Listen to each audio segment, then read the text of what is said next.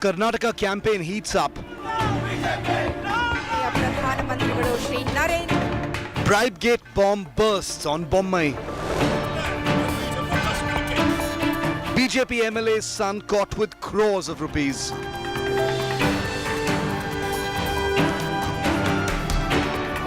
Congress declares Bommai corruption king.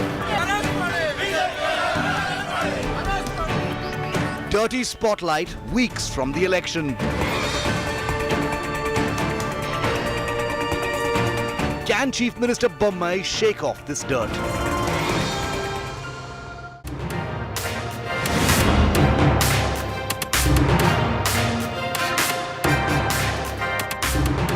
A big corruption bomb drops on the ruling BJP in Karnataka.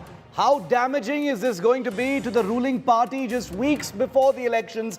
I'm going to take you through this newest Bribegate where crores of rupees have been found in cash at the home of the son of a sitting BJP MLA. He hasn't resigned yet, but he's resigned from one of his positions pertaining to this entire bribery scandal. I'm Shiv, this is 5 Live. As always, the big stories right here, the headlines first. Rahul Gandhi criticizes Prime Minister Modi and his government at Cambridge University, accuses centre of spying on him, says the Modi government is hampering democracy in India. Top Modi ministers gun for Rahul Gandhi over his Cambridge lecture, says defaming India has become a habit of Rahul Gandhi. And all this a day after the Congress was obliterated in the Northeast. No stopping Baba ka bulldozer in Prayagraj in UP. House of 3rd Umesh Pal murder accused Atiq Ahmed's aide brought shaking to the ground by bulldozers.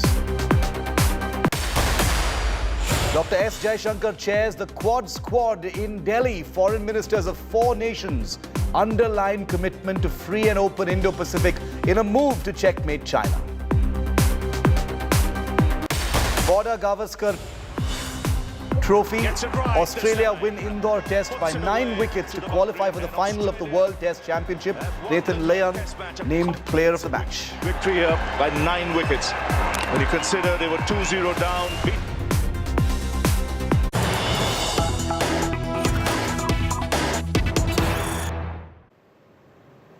How is this for strategic messaging? We've got a big news break here on India Today to kick off proceedings here on 5 Live. Amidst the very important G20 handshake between the foreign ministers of India and China, the Indian Army has just put out pictures flaunting a very strong quote-unquote pitch at the Galwan area of Ladakh, where the two countries' armies clashed violently in June 2020. Well, a day after, India's Foreign Minister S. Jaishankar shook hands with his Chinese counterpart Qin Gang in Delhi on the sidelines of the G20. The Indian Army has just put out these photographs of army soldiers playing cricket in the high-altitude Galwan sector of eastern Ladakh. This place, remember, had been a notorious flashpoint between the two countries since that violent episode in June 2020. Now remember, these pictures were put out earlier today by the Indian Army and its Leh Corps, but nowhere was it mentioned that this was actually the Galwan sector. It has taken India Today's experts, Ankit Kumar and Abhishek Bhalla, to decode the significance of these pictures put out by the Indian Army. And now we can confirm to you, viewer, that that image of Indian Army Jawans playing cricket happens to be just 4 kilometers from the site where the clash took place. That's right. This is strategic messaging of another level altogether. This is India and the Indian Army, while the Chinese foreign minister is on Indian soil, sending out a very clear message that India is in control of those frontier areas, no matter what propaganda China chooses to put out. So these pictures showing the Indian Army's Jawans playing cricket just 4 kilometers from the site where the Galwan clash took place, very much in the Galwan sector, high altitude area where it's difficult to breathe. But these Jawans are actually strenuously playing a sport, sends out a different kind of message altogether. Remember, yesterday, after meeting his Chinese counterpart, Gang, Foreign Minister S. Jaishankar, termed India-China relations abnormal. Now, I can tell you, after years of covering India-China relations, images of the kind that have just been put out by the Indian army while the Chinese Foreign Minister is on Indian soil is most certainly no coincidence. I'm going to go to this story in just a moment. First, listen to what Dr. Jaishankar said yesterday. I met Minister Gang on the sidelines of the conference this afternoon. It's our first meeting after he took over as foreign minister. So we spent, I don't know, maybe about 45 minutes talking to each other. There are real problems in that relationship that need to be looked at, that need to be discussed very openly and candidly between us. That's what we sought to do today. We also had a brief discussion on what was happening in the G20 framework, but the thrust of the meeting was really on our bilateral relationship and the challenges in the bilateral relationship, especially that of peace and tranquility in the border areas. Okay, so just take a very close look at these pictures that the Indian Army put out. I'll just once again tell you, the Indian Army put out 4 images of Jawans playing cricket in some obscure part of Ladakh. The Indian Army has not labelled the location. They have not said where it's being played. It took India Today's resident experts in satellite mapping and geo-locating to tell you what the significance of these images is. And I want to introduce to you Ankit Kumar, our resident expert in all things imagery, who actually decoded the fact that these are Galwan images. Beg your pardon. Also with us is our National Bureau Chief, Abhishek Bhalla, with us. Ankit, quickly coming to you first. You know, incredible how in minutes you've been able to, tell our viewers, Ankit, that these images, which could have been anywhere in Ladakh, happen to be just 4 kilometers from the site of the Galwan clash. Well, Shiv, pictures speak 1,000 words, and in this case, the language definitely is Mandarin. Remember, the timing is all that matters. Last year in January, China unfurled their national flag very close to the clash site. This time, when the Chinese foreign minister is in New Delhi, these pictures definitely send a very strong message. What we have done here is we have matched the geographical properties, the terrain, etc., that we can see in the pictures that was released by the Indian Army. Indian Army has not clearly mentioned where these pictures were taken from. They have mentioned the division and the brigade. We know that division and the brigade, the area in which they operate. Yes. We have also, for past 3 years, we have been seeing a lot of satellite imagery that is coming out of Galwan. So that helps. What we can say is that based on available data that we have, the 100% matching terrain, we can say with 100% surety that these pictures are approximately 4 kilometers away from the June 2020 clash site of the Galwan Valley. Incredible. And I have absolutely no doubts about your abilities in precisely locating where this is. If Ankit Kumar says this is 4 kilometers from the clash site, then 4 kilometers it is. Abhishek, bringing you in on this, this is no coincidence. Let's call a spade a spade. It's not like the army has done this randomly. Everyone knows that the Chinese foreign minister is right here in India's national capital at the G20. That big handshake with him and Dr. Jaishankar happened yesterday. This is the Indian system basically showing that we are no less than China when it comes to strategic messaging. We can play mind games at all as well. And this is actually the Indian army playing to its strengths. Well, Shiv, first of all, hats off to Ankit. Within an hour of the army putting out this tweet, he was able to completely decode and give the exact location. And we were very quickly onto the story, trying to put it together.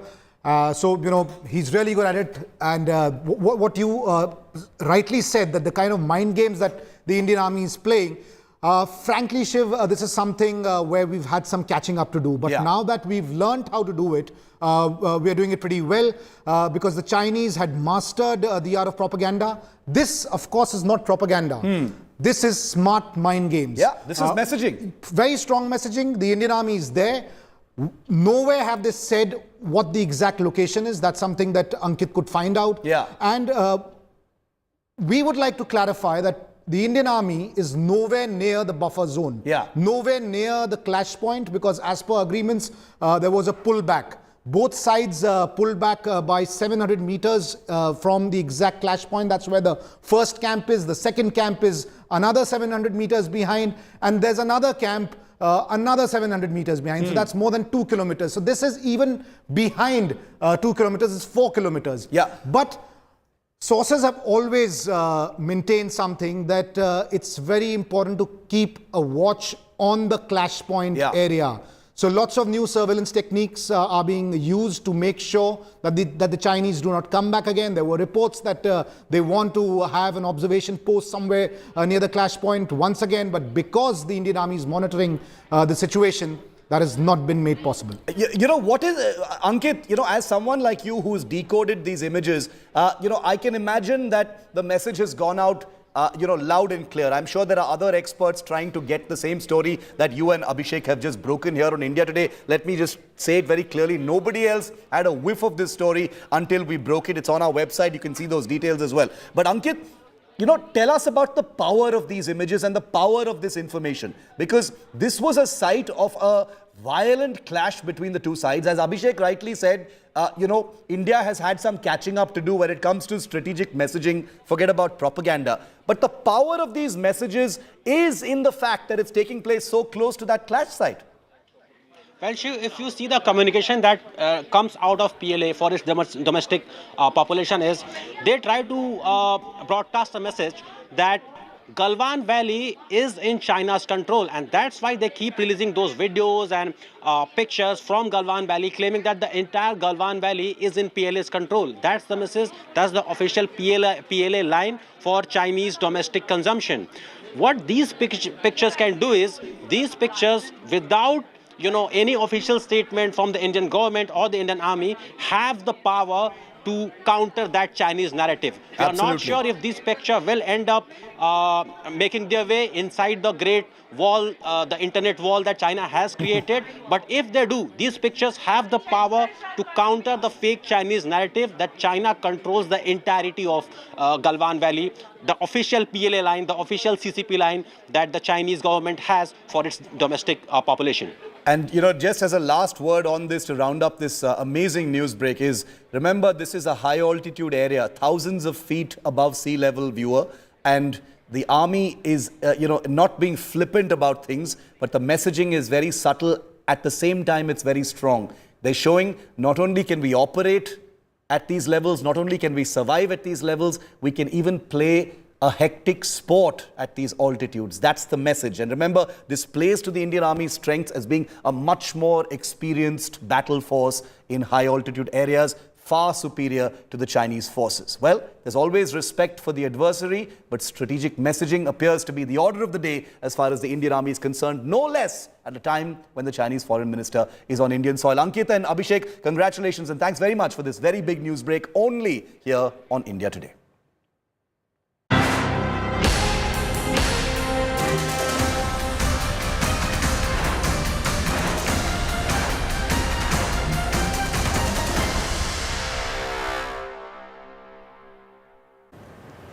And now let's get you straight to our big spotlight story on 5 Live. Fighting corruption charges, a Bribegate bomb, a big one, has now dropped on an embattled Karnataka Chief Minister Basavaraj Bommai.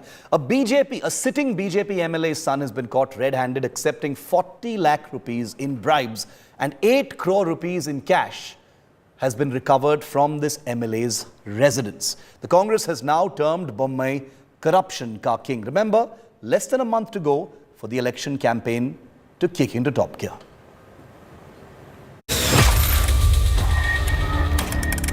These are the wads of cash recovered from a BJP MLA's son in Karnataka.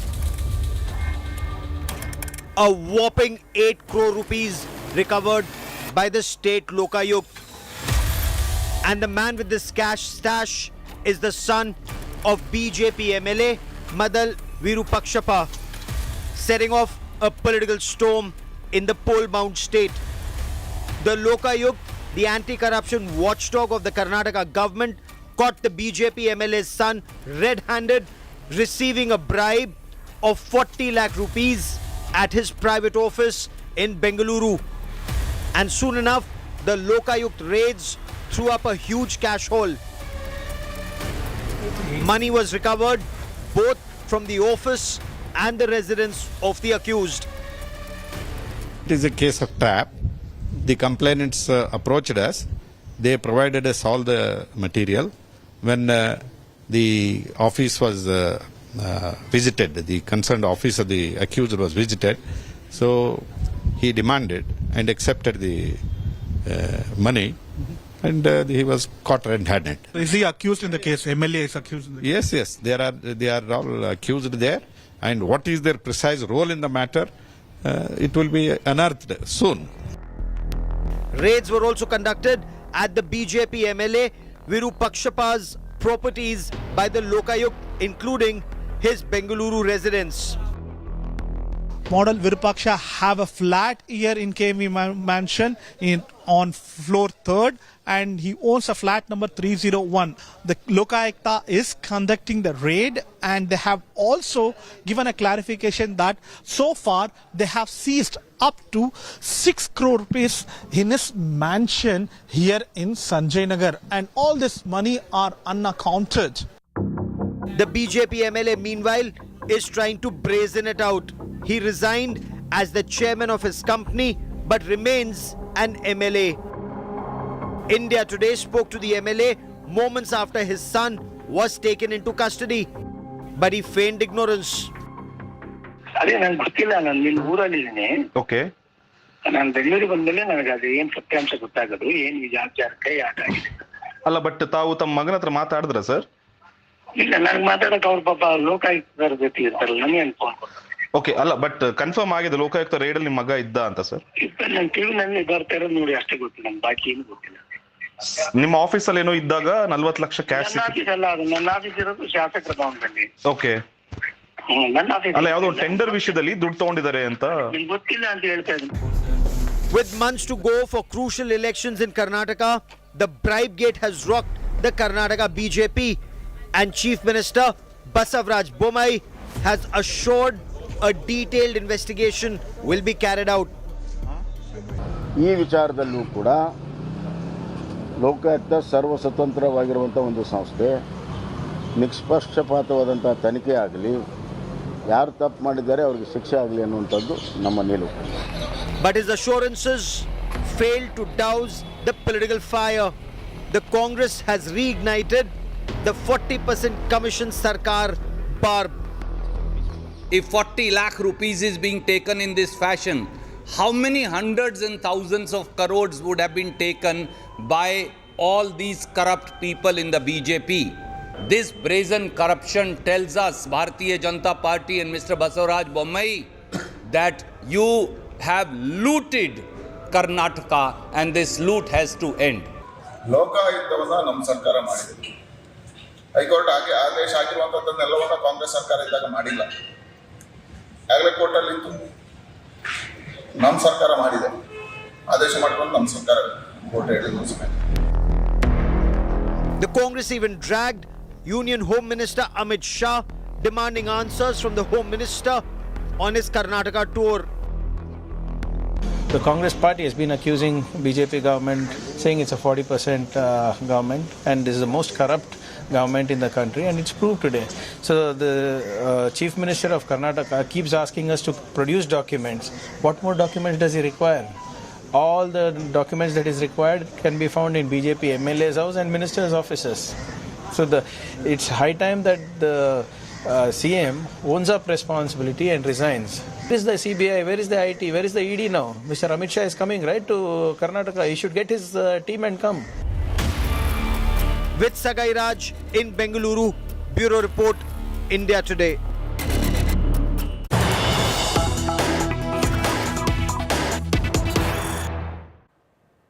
And this issue is justifiably escalating just weeks before the elections. The Congress is stepping up its attack on Basavaraj Bommai and his government in the shadow of this Bribegate scandal. Senior Congress leader, former Chief Minister Siddaramaiah, has demanded that elections in Karnataka be held immediately.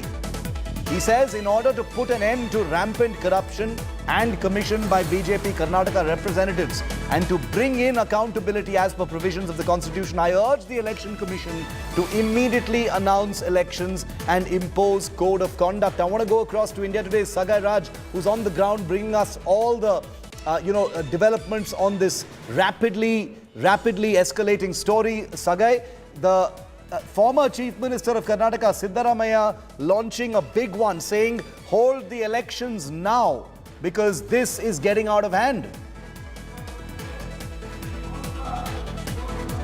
Absolutely, and he has justified his statement stating that more corruption, more money for BJP ahead of elections, which will also help BJP to galvanize the votes. So these are the allegations from former Chief Minister Siddaramaiah, who said that the election should be should be announced immediately so that they can avoid all this corruption and there can be an end to all money flowing when it comes to legally. Shiv, remember this particular transaction which has happened in office of KS officer, and remember it was a transaction to buy all the raw materials for making of all those soaps, Mysore detergent soap. So this raw materials were supposed to be given on a tender, and the people who had to get a tender had to pay so much of money to get the tender. So they are saying that there are a lot of tender which has been got illegally by the government and trying to give the tender as soon as possible, which are scripting a lot of bribe which will be useful for the BJP ahead of elections, and that is the reason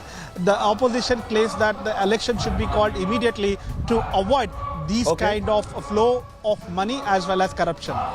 Okay, stay with me, Sagai. Thanks very much for joining us on that story. But let's recap, what this entire scandal is really about. India Today had broken it earlier today. This is the new corruption flashpoint just weeks before the Karnataka election. On the 1st of March, that is 2 days ago, the Congress alleged that there was a scam in molasses export. I'm just taking you through all the corruption allegations that have been there in the recent days.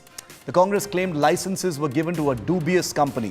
January 16th this year, State Contractors Association was accused ministers and MLAs of demanding bribes. The audio of a BJP MLA Tippareddy demanding a bribe was also released at that time. August 27th last year, 2 school associations wrote to the Prime Minister accusing the State Education Department of bribery.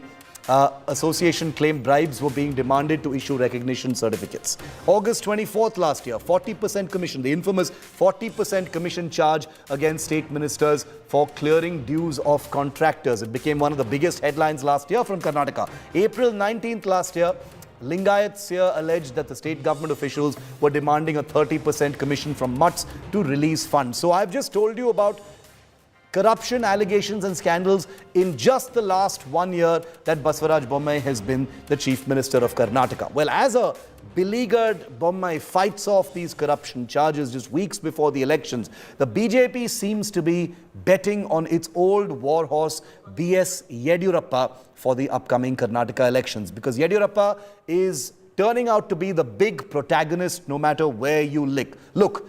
He's being praised by Prime Minister Modi. He's being feted by Prime Minister Modi. The Prime Minister held his hand. He called for a special celebration of his birthday as well.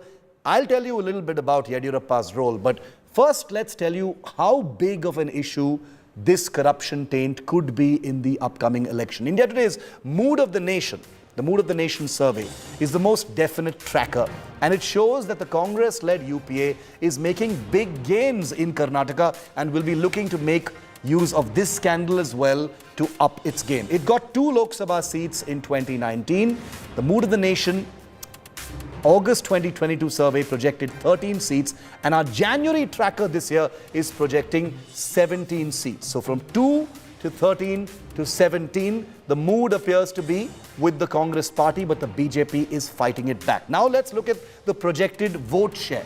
While the August 2022 Mood of the Nation tracker on India Today projected 43.1% vote share for the Congress-led UPA in Karnataka, our January tracker this year shows a marginal increase in vote share there as well. So the Congress appears to be on the front foot, the BJP appears to be on the back foot. But as a beleaguered Bommai fights off these corruption charges, like I said, it is not Bommai, but B.S. Yediyurappa, his predecessor as Chief Minister, who appears to be the actor number one for the BJP in Karnataka. He's been dusted off the shelves and is being flaunted everywhere by the BJP. And his stature appears to be towering above Bommai right now. So much so that there is information that it is Mr. Yediyurappa who could be named the campaign committee chief for the BJP in this upcoming election. Take a look at this report. With the Northeast elections done and dusted, the BJP will now turn its lens onto state of war, Karnataka. BJP's war horse for many decades in the state. B.S. Yediyurappa is all set to lead the campaign at the ripe age of 80. Former Karnataka Chief Minister B.S. Yediyurappa has emerged as the man of the moment. Recently felicitated and praised lavishly by Prime Minister Narendra Modi himself. मुझे याद है कि रईता बंधु येदियुरप्पा जी ने श्री अन्न को प्रोत्साहन देने के लिए यहां कितना बड़ा अभियान चलाया था. The duo will lead the BJP's campaign for this year's poll battle. B.S. Yediyurappa is electorally important for the BJP, considering his role as a Lingayat strongman. The Lingayats make up at least 17% of the Karnataka vote bank and are the largest community in the state. They are also the BJP's most loyal vote bank, thanks to Yediyurappa. I am not going to contest for elections, but I am go around in the state to come back to power in the Karnataka. For that, I will work day and night. 101% will come back to power next assembly election also. But the big question looms: who will be the BJP's CM face? Bureau Report, India Today. And obviously, India Today takes its status as Karnataka's most watched English channel very, very seriously. That's the reason why India Today was the first channel that B.S. Yediyurappa spoke to in this exclusive interview to our reporter Sagai Raj in Bengaluru. Yediyurappa set the news headlines buzzing by making many different news points. Take a look at this highlight from that exclusive interview. Who will be the Chief Minister of Karnataka after election? The central leadership is going to take decision. But at the time of that public meeting, Amit Shah ji spoke about me and also Prime Minister Narendra Modi ji. Naturally, this leadership will get maximum support from the people of Karnataka. That is the reason he has mentioned Modi ji and my name. And that doesn't mean that he has neglected Basuraj Bommai. Basuraj Bommai, myself and Modi ji and all together, we will work hard in the Karnataka and we will come back to power. There are so many leaders in Karnataka. At the time of after the election, the Modi ji and Amit Shah is going to take decision who should lead the party in Karnataka. And you know very well, our Bommai's government has given very good pro-people program in Karnataka. It is all helpful to us to come back to power in Karnataka. And who should be the lead of the government next time, that will decide by the Prime Minister of India and also Home Minister.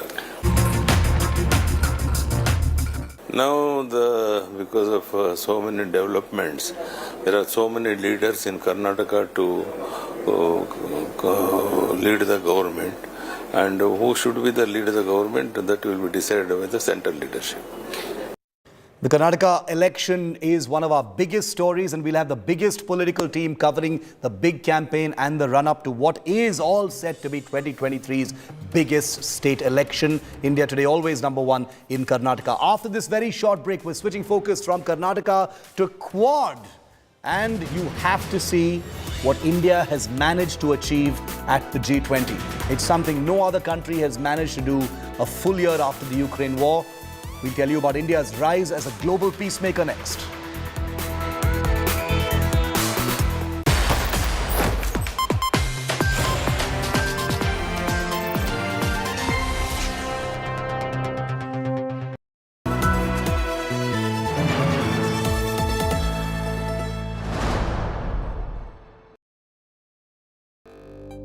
India Today Conclave 2023, March 17th and 18th, New Delhi.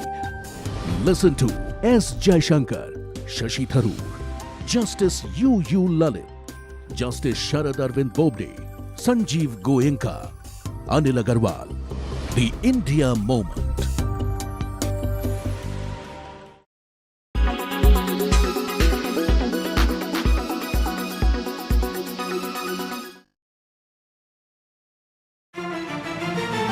A committee of Prime Minister, Leader of Opposition and Chief Justice of India will appoint the election commissioners from now on. A 5-judge constitution bench of the Supreme Court has ruled in landmark judgment. In an unanimous verdict, the Supreme Court has agreed with the petition that the appointment of CEC and ECs must be done on the line of appointment done for CBI Director. The top court said that this must be done to make the commission more independent and to prevent any kind of interference in its functioning. बहुत ऐतिहासिक फैसला है जो लोकतंत्र के ऊपर बहुत असर डालेगा, क्योंकि आज तो हम देख रहे थे कि इलेक्शन कमीशन बिल्कुल सरकार के इशारों पर नाच रहा था और उसका एक कारण ये था कि सरकार जिसको चाहे बना देती थी. The bench headed by Justice K.M. Joseph highlighted the role of money power and criminalization of politics. In a scathing comment on India's current political scenario, the Supreme Court has said that an election commission must be independent and cannot claim merely to be independent while acting in an unfair manner. At the same time, the court has said that the vast powers available with the election commission must be exercised in a constitutional and legal manner down the process by which the EC and the CEC must be appointed. The opposition hailed the Supreme Court verdict, calling it a much-needed step. The Supreme Court verdict, I welcome heartily. They can only save the country right now. It is only Supreme Court, our highest judiciary, who are the pillar of the democracy, who are our protector. Only Supreme Court can protect our democracy. Supreme Court judgment strikes, slams the hegemonic, the control freak approach of this government towards institutions. The Supreme Court order has put the focus once again on the independence of the EC amid a shrill cry from the opposition repeatedly that the institution, along with other agencies, have been compromised. Bureau Report, India Today.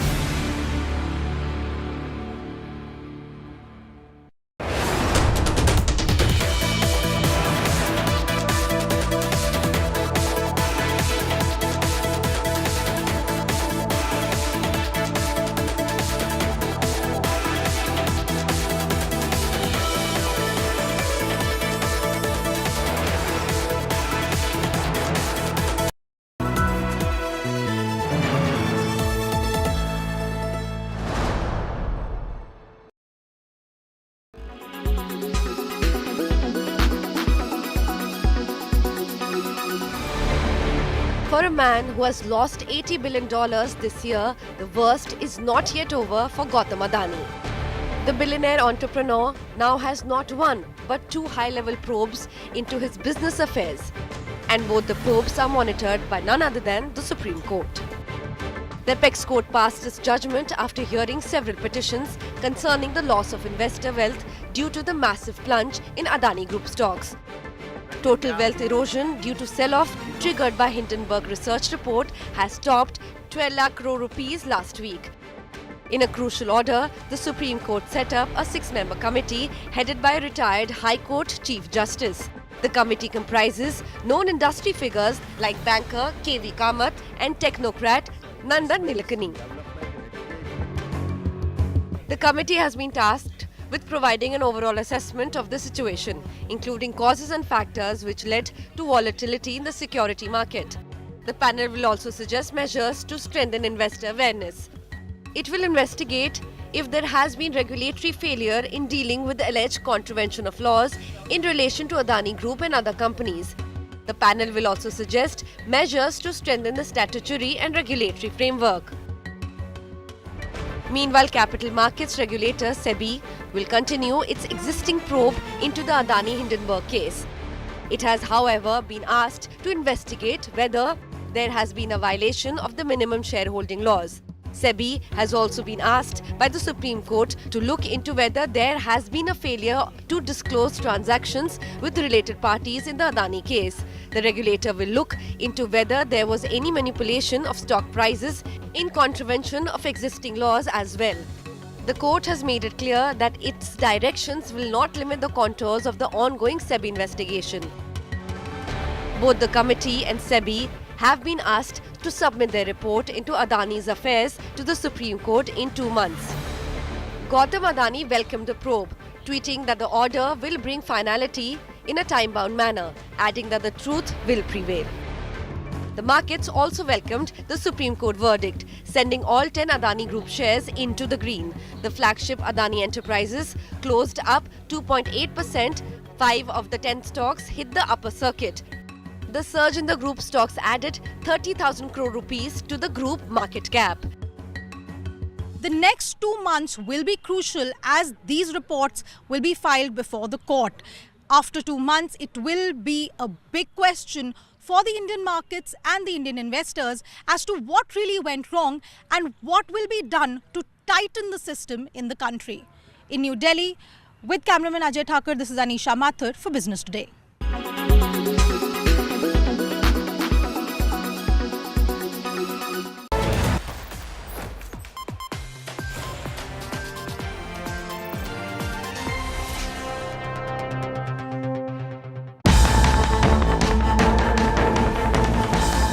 One year after Ukraine war began,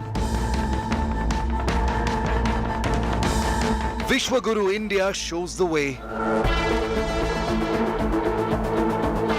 India facilitates first US-Russia contact.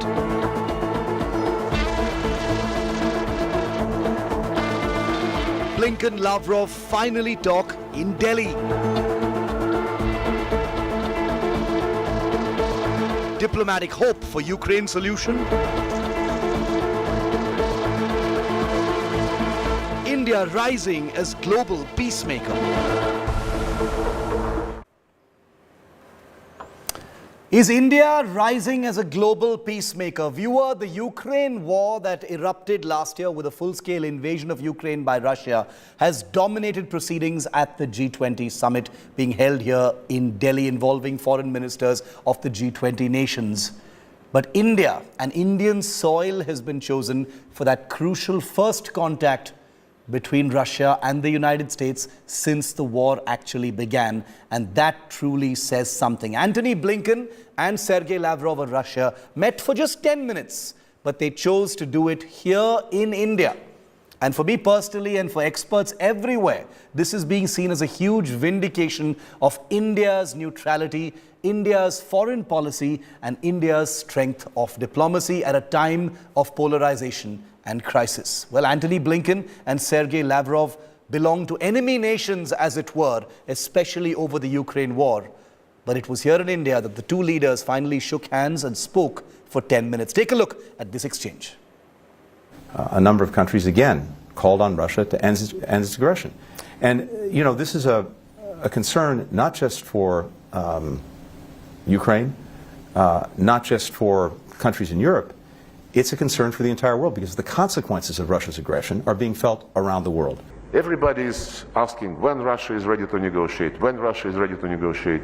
The West continuously is saying that it is not time to negotiate yet because Ukraine must win in the battlefield before any negotiations. And Zelensky himself, nobody calls on Zelensky asking him when he is going to negotiate, but you should have known, preparing for this topic at this meeting, that in September last year, Zelensky signed a decree making it a criminal offense to negotiate with Russia as long as Putin is president. Unfortunately, tragically, Russia is persisting. It's true, it hasn't stopped. But as it's doing that, it is suffering tremendously. President Putin has inflicted terrible damage not only on Ukraine, but on his own country. Public accounts say that Russia has suffered 200,000 casualties, killed and wounded in Ukraine. And he keeps throwing bodies into this war, a war of his own making. More than 1 million Russians have left the country. Right. They tend to be the most educated and most sophisticated in building a modern economy. 1,000 companies from around the world have left Russia. They're not doing business there because the reputational cost of doing business has gotten to be too great. So all of those things, as well as the sanctions and export controls, are having an increasingly heavy weight on Russia.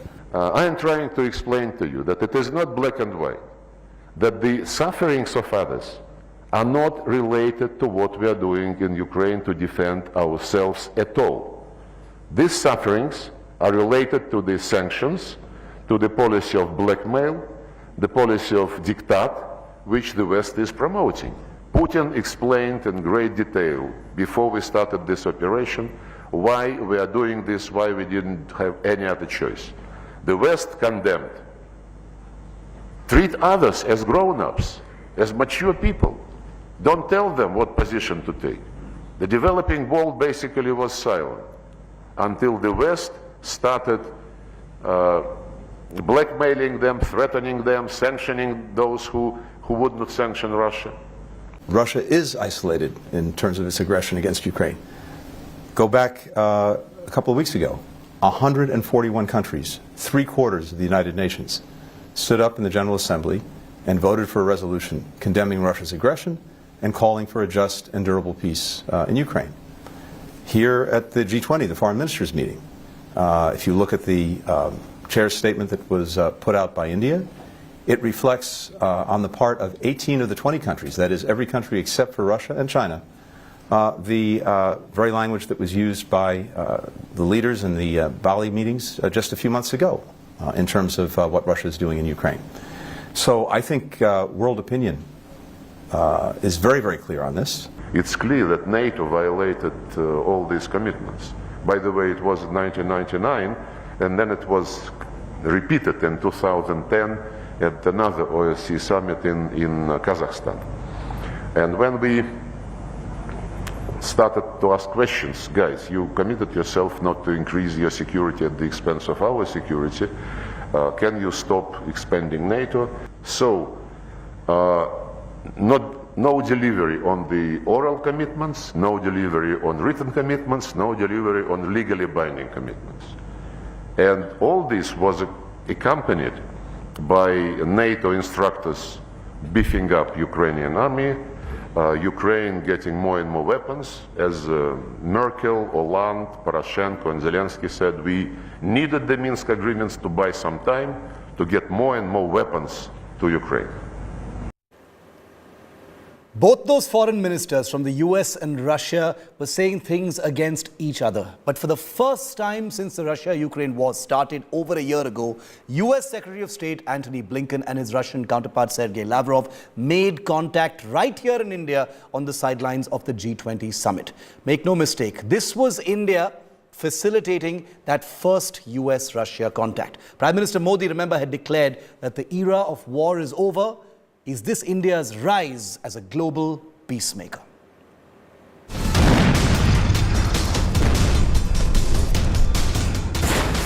Over a year since Russia's invasion of Ukraine. Over a year since this war has threatened to expand into a global conflict. Over a year since temperatures between the US and Russia have hit critical levels. And it's India that's facilitated a break in the ice.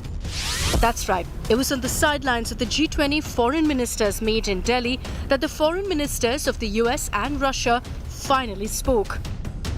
The 10-minute contact, not quite a full-fledged meeting, is a major diplomatic milestone, especially since the US and Russia have been engaged in an escalating standoff over Ukraine, even brandishing their nuclear weapons at each other in the year gone by. It's understood that it was Secretary Antony Blinken's office that sought the meeting with his Russian counterpart. But the Russian side agreed to only a brief contact, where the two foreign ministers could chat. But what exactly happened in those crucial 10 minutes?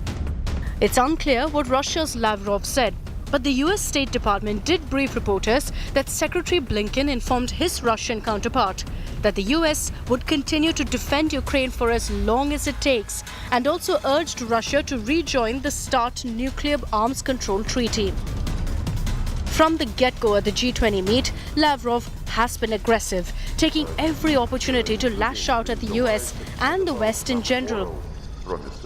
If you believe that the United States has the right to declare a threat to its national interest any place on earth, like they did in Yugoslavia, in Iraq, in Libya, in Syria, 10,000 miles across the Atlantic Ocean, and they have the right to do so, and you don't ask them any questions. While the United States of America and Russia are at war with each other over the Russia-Ukraine war, it is in India that Blinken and Lavrov found time to speak with each other. A very brief contact, but one that is going to be significant in days to come. It just shows that India is not just a global player, it's also a peacemaker. That the diplomatic breakthrough happened on Indian soil is no small feat. Much to the humiliation of critics of India's pragmatic neutrality on the Ukraine war, India has managed to play host to what most thought was impossible, a break in the ice between the US and Russia. And however brief that contact was, it comes with hopeful assurance that only diplomacy and not war is the solution to the Ukraine crisis.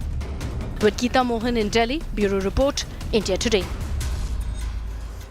And to break down even more clearly why this is huge, why this is a huge diplomatic coup and an achievement for India. Number one, this was India's platform. India, the platform for that first US-Russia contact since the Ukraine war began. Number two, it validates India's pragmatic neutrality on the Russia-Ukraine conflict. It's something that India faced a lot of flack for in the last year, but we stand vindicated. Number three, it silences critics of India's neutrality on the Russia-Ukraine conflict. And there have been many critics, both foreign and here in India. They stand silenced today. This boosts India's Vishwaguru stature as perhaps a global peacemaker.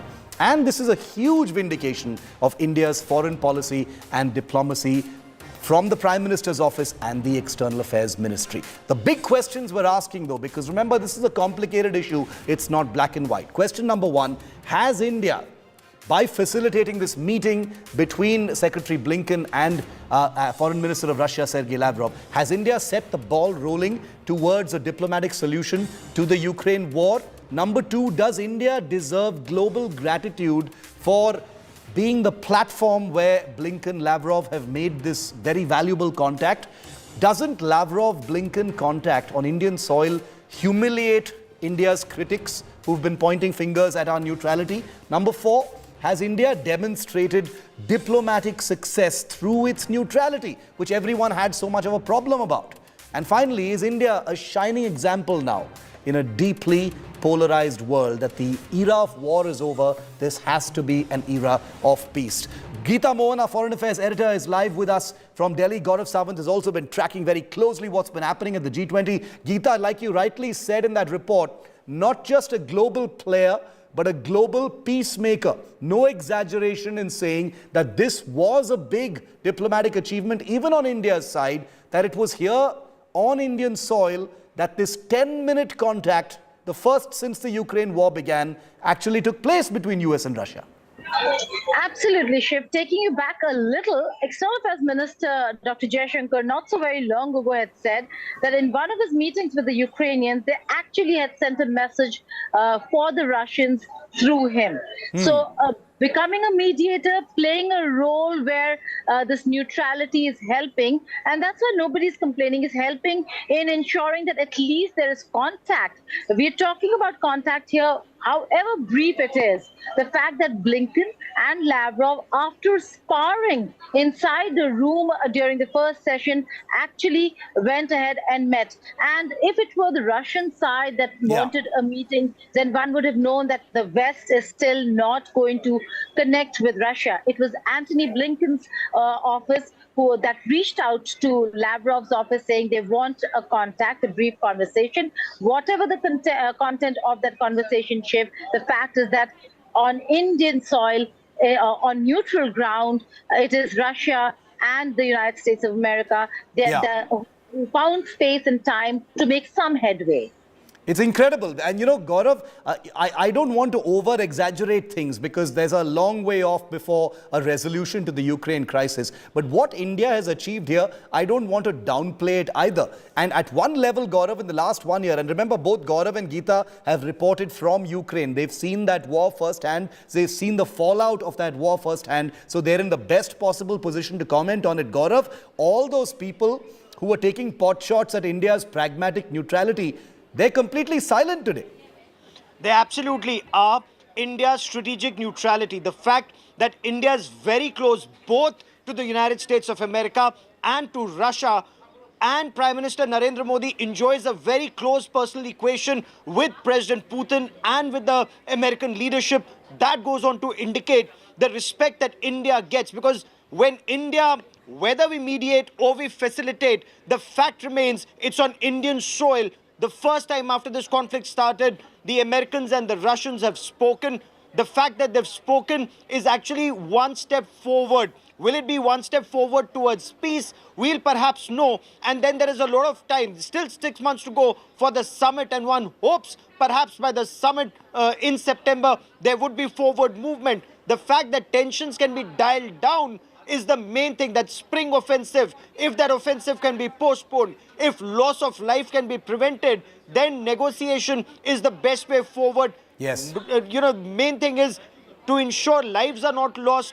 Whether that happens through this dialogue or this paves the way for more dialogue, all eyes will be on that, Shiv. Geeta and Gaurav, keep tracking this story because it's clearly not over.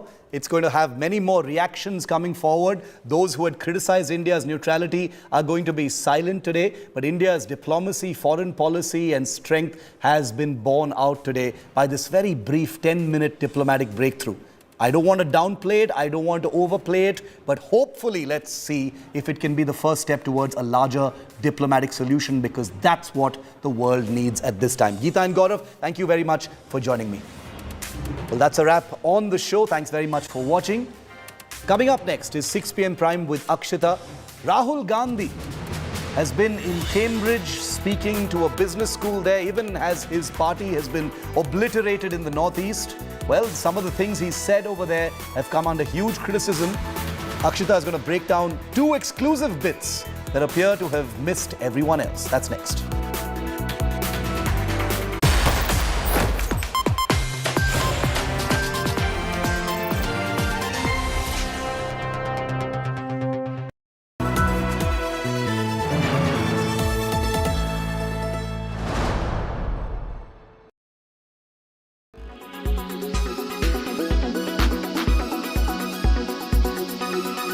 Relationship में घुसना आसान है, उसमें से निकलना मुश्किल। रिश्ता जोड़ना आसान है, तोड़ना मुश्किल।